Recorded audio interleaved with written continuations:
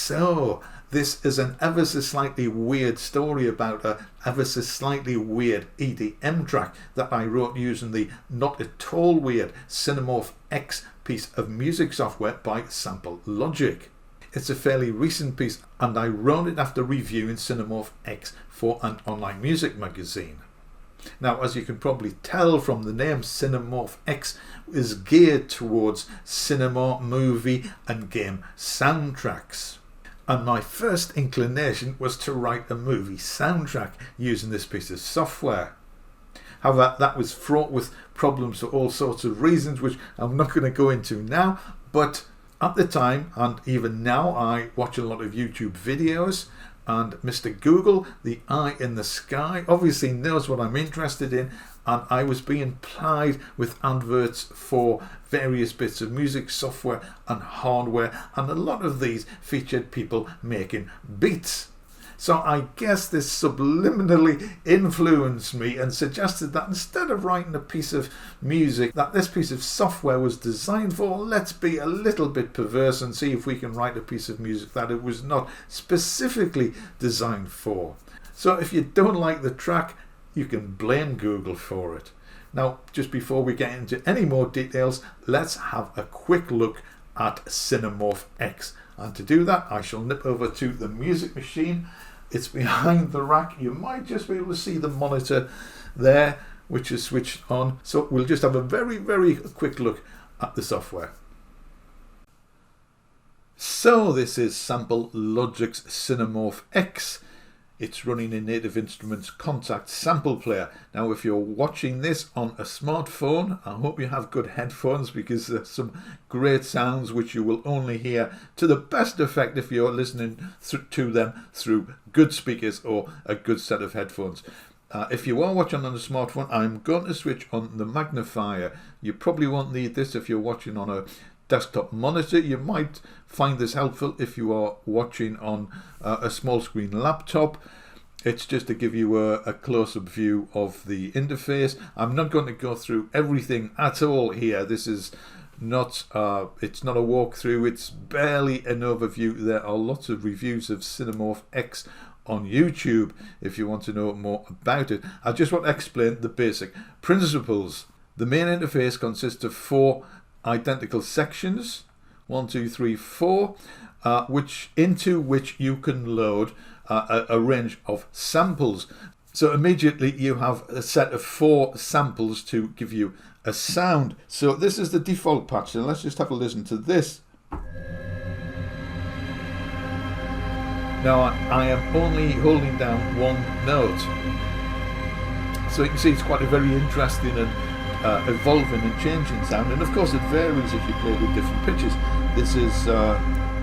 This is 2 octaves lower. If you don't have good speakers or headphones, you may not be able to hear that, or at least perhaps not hear it terribly well. And this one is 2 octaves higher.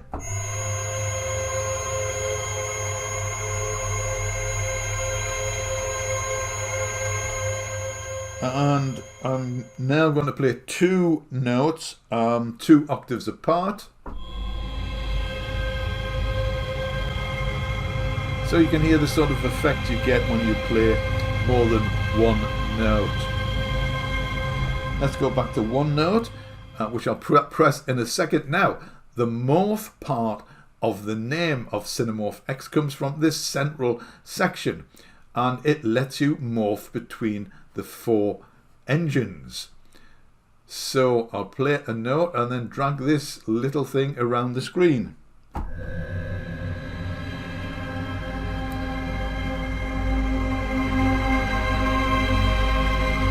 1. That's atmospheric, a little more quiet. It's just a low rumbly type sound. There's a higher pitched sound, and there you can blend them and morph them together. So that's where the name comes from. So just with this, I was going to say, relatively simple interface, So you can hear that not only do you get the variety of playing these 4 different sample engines together, but being able to morph between them increases the sonic potential enormously. So let's just have a quick flick through some of the other sounds. We can flip through the different presets using these back and forward arrows.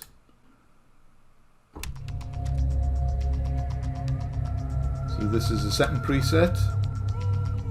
Now I really like this one. If you listen to it, I'll shut up in a second. You can hear sort of these little vocal snatches coming in throughout the piece, which reminds me a bit of the voices in my creepy ambient piece.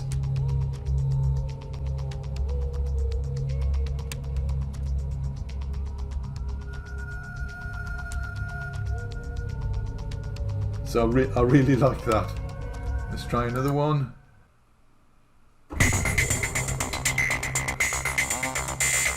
There are drum loops within this within the engine. Now if you want to see all the categories,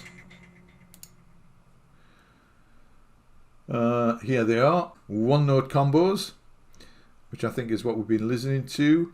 Atmospheres, instruments, loops, and percussion. Let's have a listen to the few of the atmospheres. I'll just pick some at random.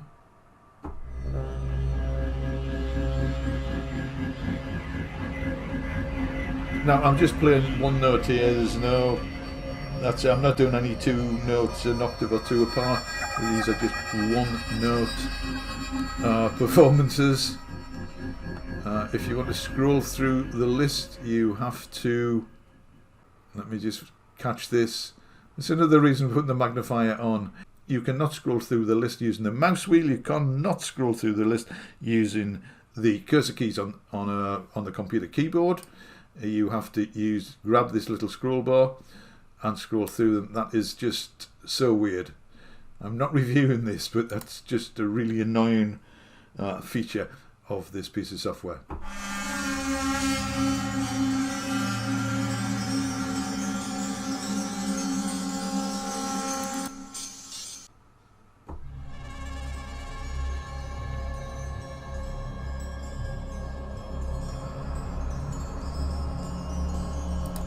So let's have a look at the loops.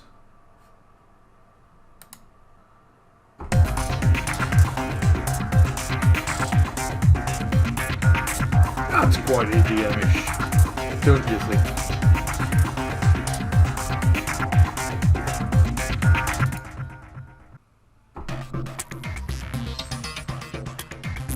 So there are some nice loops here which could be put to use for an EDM track.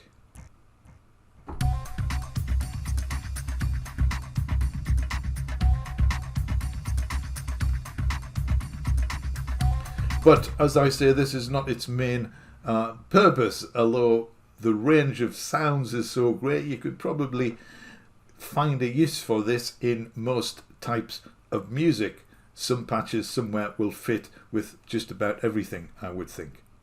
Okay, back to the studio.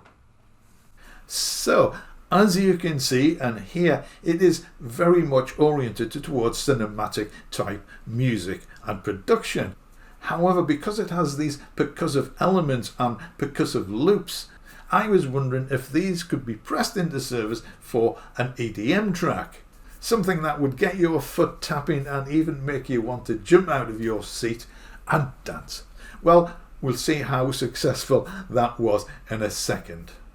Now, the piece was put together in Native Instruments' Maschine sequencer. I didn't use the Maschine hardware, I used the S49 keyboard to record the loops and the little melodic elements that you'll hear. Now, the Maschine sequencer is a pattern-based sequencer, and it just positively encourages you to compose music in patterns. So it was ideal for this type of project. And that actually is basically all I have to say about it. So how successful this was is up to you to decide. So if you want to leave a comment about it, that would be appreciated.